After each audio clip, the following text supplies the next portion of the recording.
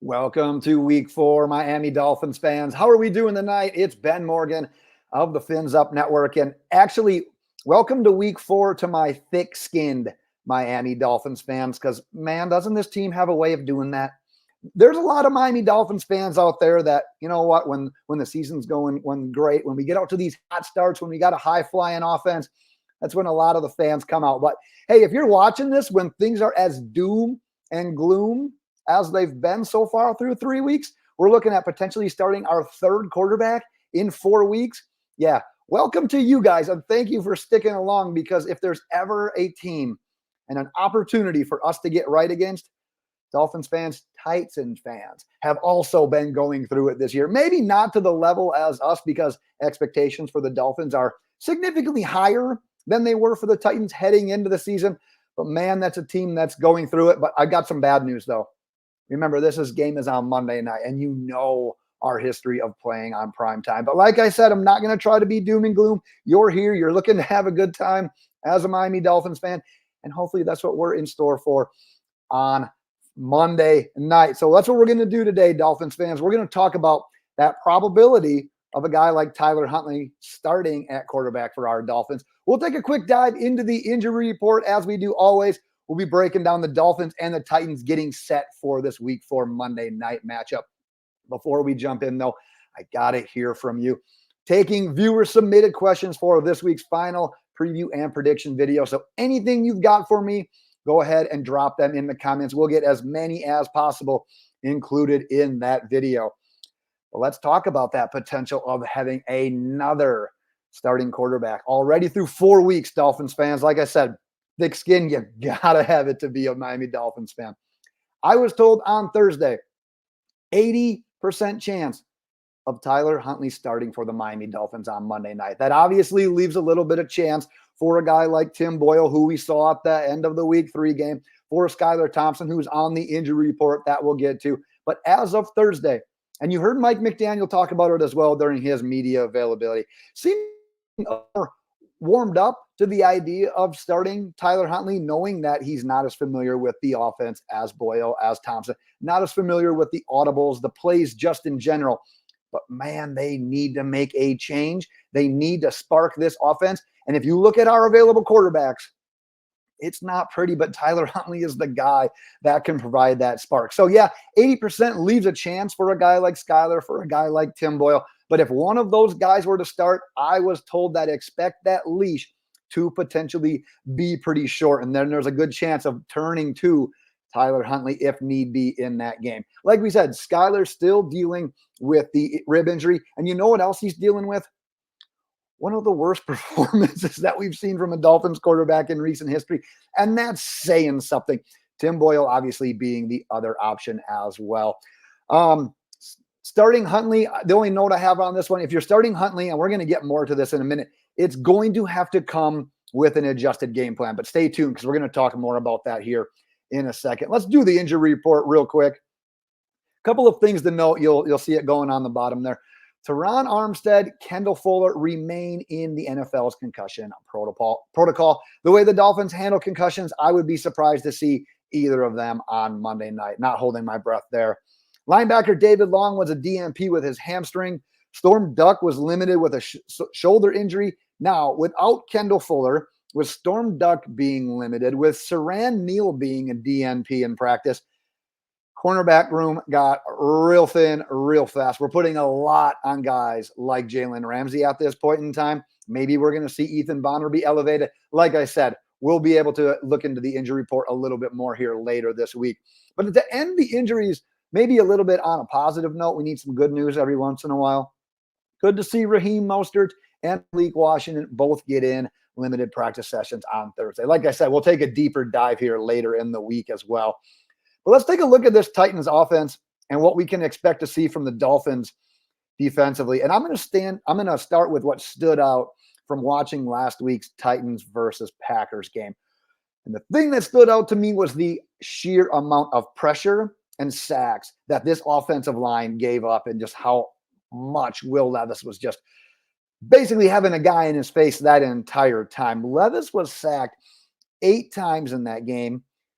Week 2, he was sacked 4 times by the Jets, 3 times week 1 versus the Bears.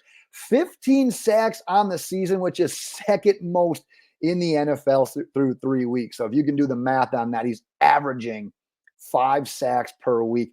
You know what that screams, Dolphins fans? That screams breakout game for our edge rushers. And man, do we need it. Jalen Phillips, Emmanuel Ogbah are the only edge rushers, and I specify edge rushers, on our team with sacks so far this season.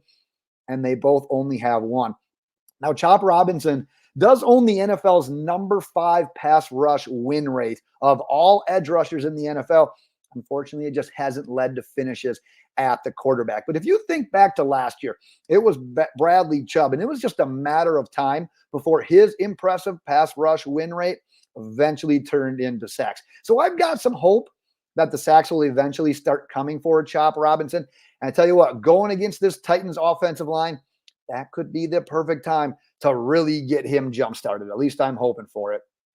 As you can see from the team and individual stats going along on the scroll, the Titans, much like us offensively, are not setting the world on fire. They're averaging just 16 points per game, which very low. I make fun of that, but unfortunately, that's 5 per game than our offense is averaging, so I should probably tread lightly there. They've got just 16 combined receptions between their top 2 wide receivers, which are obviously DeAndre Hopkins and Calvin Ridley. But if there was a guy that stood out in that Monday Night Football game against us last year when we played against the Titans, it was DeAndre Hopkins. He caught 7 of 12 targets, 124 yards, and a touchdown in that game.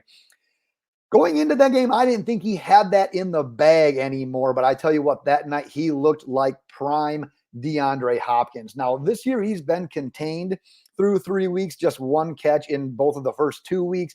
He did bring in 6 of 7 targets for 73 yards and a touchdown last week against the Packers. So kind of got rolling a little bit there. So this point in his career, I don't put DeAndre Hopkins in that category of wide receivers that strike fear in me, that I'm scared of going up against. But I say that knowing I would have said that the same time last year when we went up against them. So that's got to be a primary focus for Anthony Weaver, for Jalen Ramsey, for this defense in week 4. Let's move over to the Titans defensively, talk a little bit about what we can expect from our Dolphins offensively as well. Now, the Titans are one of those teams where stats can be a little bit misleading. You're going to see on the scroll, 5th in total yards allowed, 3rd in passing yards allowed, 20th in rushing yards allowed per game. All of that is pretty solid outside of that rush defense. Yet they are 25th in the NFL in points allowed per game. But if you look at some of their games in a little bit more detail, their offense and special teams is outright costing them. It's got to be super, super frustrating as a fan. Week 1, they had a blocked punt return for 6 against them, along with a pick 6 on in that game. The defense in that game, their defense alone gave up 9 points, 3 field goals. Week 2, the defense actually did allow all 24 of the points to the Jets, but then again in week 3, they allowed a pick 6 to the Green Bay Packers. So while the defense in general, they haven't been lights out, they're not setting the world on fire by any means. They also shouldn't statistically really be on the hook for 3 of those scores through 3 weeks. They're averaging giving up 1 per week. That is absolutely terrible. Like I said, the Titans are going through it as well, Dolphins fans. Statistically, like I said, they've been worse against the run than the pass, which lends itself nicely against us without Tua out. Yes, obviously, once again, but only if we commit to the running game, if we don't abandon the running game. Look at last week, Jaylen Wright getting just 2 carries. The only word that comes to my mind is unacceptable. There's no other way to put it.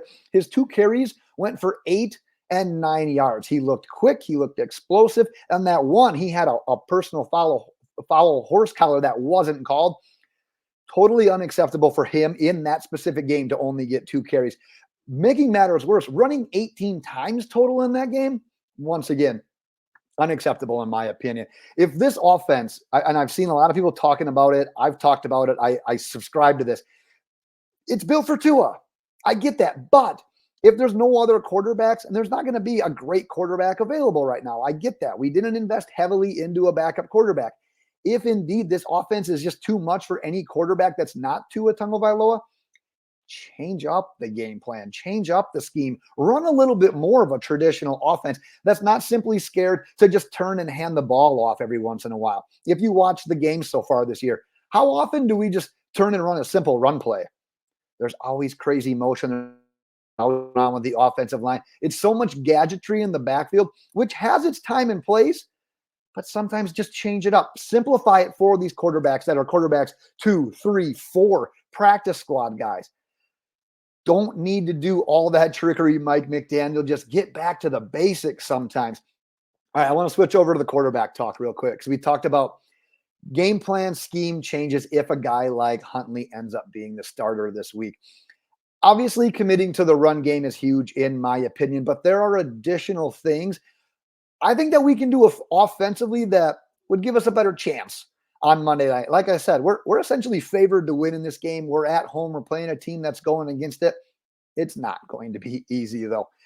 What I think you got to do, stop with all that. So much motion, so much pre-snap movement. Get the tight ends, get the running backs, get them involved in the passing game. You know who's a backup and a backup's quarterback best friend? Short, quick passes, checkdowns to running backs, to tight ends, to the security blankets. At the same time, don't ignore Tyreek Hill and Jaylen Waddle, but rather find ways to maximize their touches, make them count, get them going early in the game, get them going with an end around, get them going with a pop pass, get them interested in the game, get the defense moving a little bit so when you can take their shots, hopefully you can land one. Dolphins fans, there are ways, I promise you, there are ways in the NFL to win with a backup quarterback.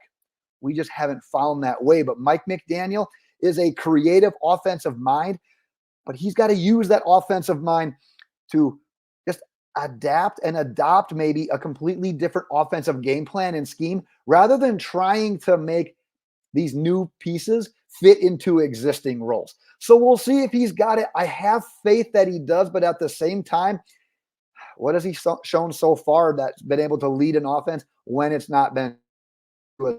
I've been reverting back to the Packers offense a lot recently. What have they done when Malik Willis has come in? And mind you, they traded for Malik Willis right before the season started. And he already had to start in weeks 2 and 3. They're 2-0 with him. He doesn't have a great grasp of the playbook and of the entire scheme. But guess what? You put him in a situation to succeed. Tons of runs, tons of designed rollouts, making that play action more effective, more efficient.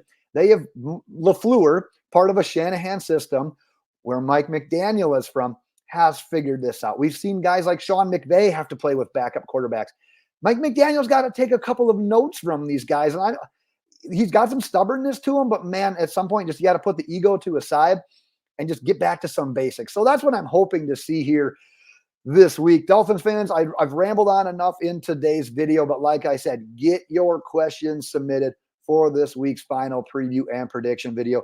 Go ahead and drop them in the comments. It's a weird week, obviously, with playing on Monday, so I'm thinking about dropping that video likely at some point on Sunday. We will see, but just get your questions in as soon as possible, and we'll make sure we get to as many as possible.